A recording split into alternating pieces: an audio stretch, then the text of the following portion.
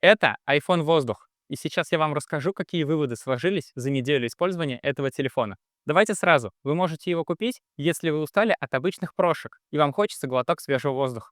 Собственно говоря, при предзаказе было реально очень сложно выбрать, какую же модель из новой линейки взять. Так что сейчас я вам расскажу, почему была выбрана именно эта модель, и также мы ее сравним со всеми телефонами, что у нас тут есть. Так что устраивайтесь поудобнее, начинаем. Составка Apple. This is iPhone Air. Про эргономику. В актуальной линейке айфонов это единственный телефон в титановом корпусе. Так что он очень легкий, но при этом очень крепкий. И еще он очень тонкий. Сравните его с Samsung S23 и Pixel 9 Pro. Все это, правда, уже было в андроидах 7 лет назад. Я про те времена, когда у нас были лопаты с одной камерой, тонкие и белые. Вот, например, третий пиксель. При этом телефон удобно лежит в руке. Палец упирается в платок, где расположена камера. Кстати, про пиксель. Смотрите, тут тоже стекло и глянец, а также одна камера. Сравним с Pixel 9 Pro. Он чуть-чуть поменьше, чем iPhone Air, но гораздо толще. Тонкий телефон — это очень круто, но из-за плато он шатается, когда лежит на столе. И не так-то просто его взять, когда он лежит экраном вниз. Есть проблема, связанная с USB. Если взять телефон вот таким вот образом, лично мне так, например, удобнее использовать селфи-камеру, то задняя часть USB-порта режет мизинец. Понятно, что это решается чехлом, но если вы наденете чехол и наклеите защитное стекло, вся тонкость и воздушность этого телефона пропадет.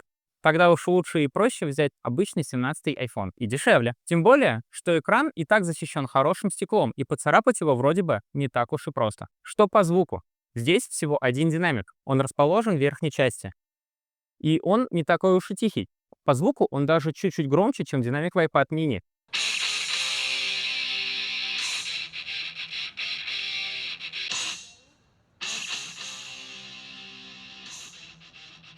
Но на некоторых частотах динамик явно хрипит.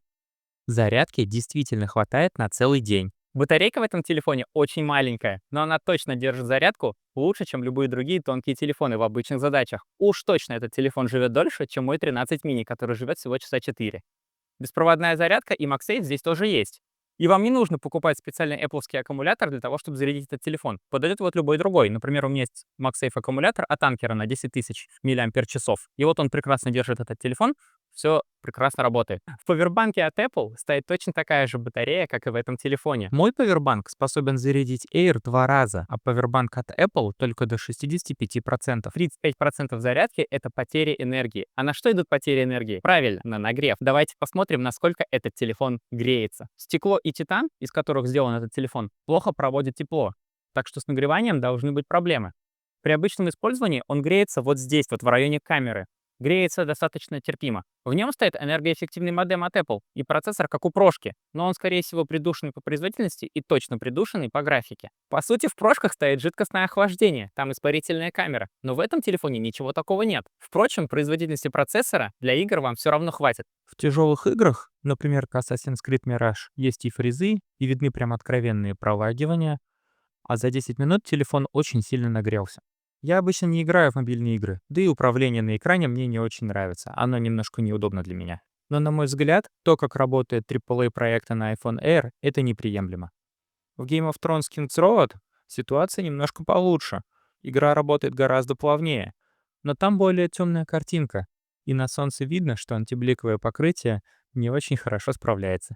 Я уверен, что менее требовательные игры работают вообще без каких-либо нареканий. А уж для обычных задач, типа переписки в Телеграме, просмотра этого ролика на Ютубе или рилсов в запретнограмме, вам полностью хватит и производительности, и никакого нагрева устройства вы особого не ощутите. Но если вам нужен экран для каких-то долгих задач, например, во время навигации в поездке, тут следует быть осторожными. Кстати, об экране. Во всех новых айфонах экраны по сути одинаковые. Тут и от 1 до 120 Гц, и картинку видно даже на улице. Как видите, этот экран ярче, чем в Pixel 9 Pro. И посмотрите, насколько он ярче, чем экран в iPhone 13 mini. Картинка очень красивая и, разумеется, очень плавная. Телефон очень тонкий. Настолько тонкий, что в нем даже не нашлось места для физической симки. Только eSIM. Так что, например, в Китае этот телефон купить пока что нельзя. На момент записи этого ролика. Конкретно в этой модели 256 гигабайт памяти. Для телефона это очень даже. Тем более, что с такой камерой вы многого не наснимаете. Кстати, о камерах. Обычная камера в этом телефоне сделана просто для того, чтобы она была. Фотографии качественные, 48 мегапикселей, но всего 1х. Есть кроп до 2х, но получается фотка 12 мегапикселей. Зато селфи-камера, как и во всей линейке, стала прям супер. Вы можете делать видео и фото горизонтально и вертикально, не поворачивая телефон. Жаль только, что снимает она только в 30 FPS. Появился режим картинка в картинке. Он отлично подходит для тех, кто хочет одновременно снимать и себя, и, например, закат. Кстати, звук был тоже с этих камер. USB-порт в телефоне, к сожалению, только второй версии. Зарядка по поводу, значит, быстрой не будет. Но и аккумулятор небольшой, так что по времени все равно нормально.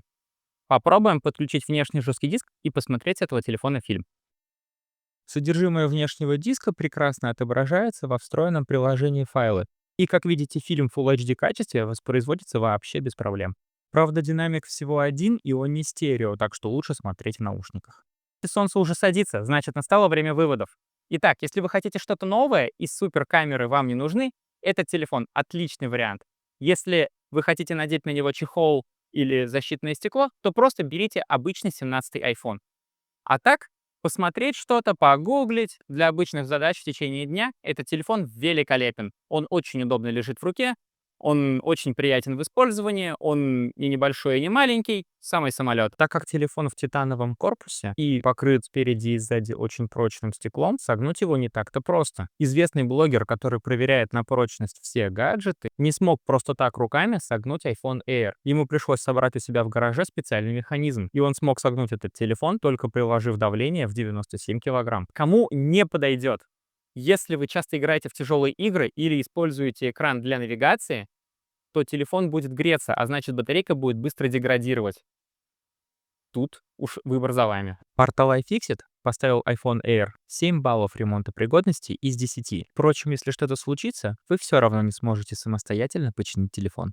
Короче говоря, если вам надо купить универсальный телефон, берите обычный 17-й iPhone. Если вы офисный планктон и телефон просто целый день лежит у вас на столе рядом с компьютером, то iPhone Air сделает вашу скучную жизнь гораздо разнообразнее. Именно поэтому он и был куплен. Если вам нужен четырехкратный зум в камерах, то берите прошку, причем сразу пожарного цвета, чтобы выделиться. Ну а если вы любите портативный гейминг, то берите Steam Deck. По моделям и ценам есть один черный и целых 3 белых. Воздушный iPhone стоит дороже обычного, но дешевле прошки. Однако вы покупаете не телефон, а воспоминания, потому что через несколько лет вы будете помнить, какой необычный у вас был телефон. Вот и все, что я хотел рассказать. Спасибо за просмотр. С вас лайк, подписка, комментарий. Делитесь этим видео и всем пока.